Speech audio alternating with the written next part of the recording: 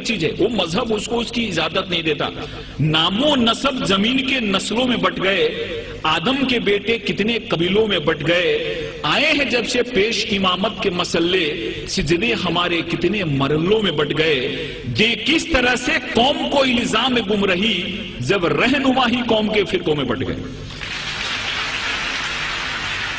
अगर रहनुमा ही फिरकों में बट गए और उन्होंने उस चीज को नहीं समझा, उसको मकसद को नहीं समझा, तो हम उस महान और उस ग्रेट रिलीजन को क्यों दोष दें जिन्होंने पूरी दुनिया में अमन को लाया। ये समझने की चीज है, क्योंकि बहुत सारी चीजें मुझको भी मालूम नहीं थी। मेरे भी मन में बहुत सारे मिसअंडरस्टैंडिंग थे। जब मैंने इस्लाम को पढ़ा और इस्लाम जानने वालों से चर्चा की, तो मेरे मन में बहुत सारे जो मिसअंडरस्टैंडिंग थे वो मिसअंडरस्टैंडिंग दूर हो गए। एक जगह ऐसी आयत आई है जहां पे कहा गया है कि इस दुनिया की कोई भी ऐसी जगह नहीं है जहां पे हमने अपने नबी और रसूल न भेजे। 1,24,000 हमने अपने नबी रसूल दुनिया में भेजे, जिसमें से 25 का नाम कुरान में आया है। दुनिया की कोई भी ऐसी जगह नहीं है जहां पे हमने नबी रसूल न भेजे हो, और पूरी दुनिया जो है वो खुदा की बनाई हुई है। इसलिए खुदा के लिए एक शब्द यूज किया गया है। गॉड जो है, खुदा जो है वो रबुल अल आलमीन है, और प्रोफेट मोहम्मद जो है वो रहमतुल आलमीन है। खुदा हर एक के लिए, प्रोफेट मोहम्मद का जो संदेश है वो किसी एक व्यक्ति के लिए नहीं है, एक मुल्क के लिए नहीं है, एक इंसान के लिए, पूरी दुनिया के लिए, क्योंकि हर एक welfare of the whole humanity उस चीज में आती है।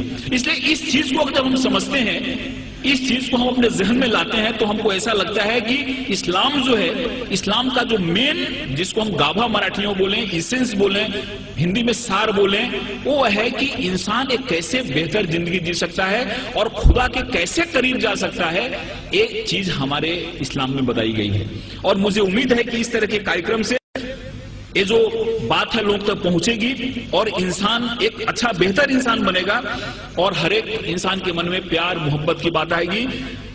कुरान में जिहाद जो शब्द है, लफ्ज है, केवल 41 टाइम आया है, लेकिन और जो चीजें हैं, कंपैशन की बात है, रहमत की बात है। आप कहीं भी देखो कुरान की शुरुआत होती है रहमत से, रहीम से शुरुआत होती है, और वो जो शब्द है रहमत शब्द, वो 325 बार आया हुआ है। रहमत शब्द जो है, कंपैशन शब्द जो है, वो 325 बार आया हुआ है, और जिहाद शब्द जो है वो 41 टाइम आया है, और वो भी जंग के अर्थ में नहीं आया है। जिहाद एक एफर्ट्स के रूप में आया है, एक कोशिश के रूप में आया है, और उसमें भी ऐसा कहा गया है कि जिहादे अकबर और जिहादे असगर। तलवार की लड़ाई बहुत छोटी लड़ाई है, जिसको उन्होंने जिहादे असगर कहा, और खुद से लड़ना जिहादे अकबर है। सबसे बड़ी लड़ाई है खुद से लड़ना। हमारे अंदर जो विकार है, हमारे अंदर जो दोष हैं, हमारे अंदर जो खामियां हैं, इन खामियों से लड़ना सबसे बड़ी लड़ाई, जिसको जिहाद अकबर कहा। और तलवार की लड़ाई छोटी लड़ाई है, उस लड़ाई को बहुत ज्यादा तरजीह नहीं दी, वो जिहाद असगर है।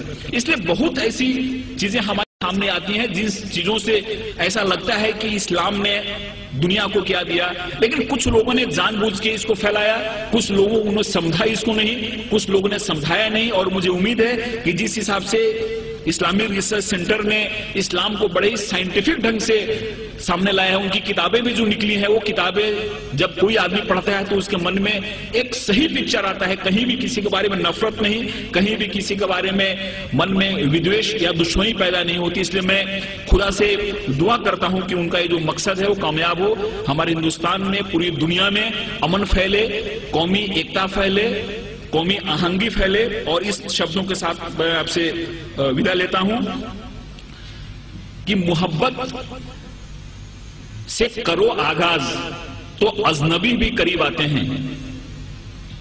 मोहब्बत से करो आगाज तो अजनबी भी करीब आते हैं, और मोहब्बत है एक रूहानी मंजिल जहां फरिश्ते भी सर झुकाते हैं।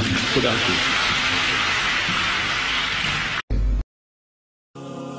Spread the word, oh man. Spread the word of Islam. Oh, fortunate one, paradise must be won.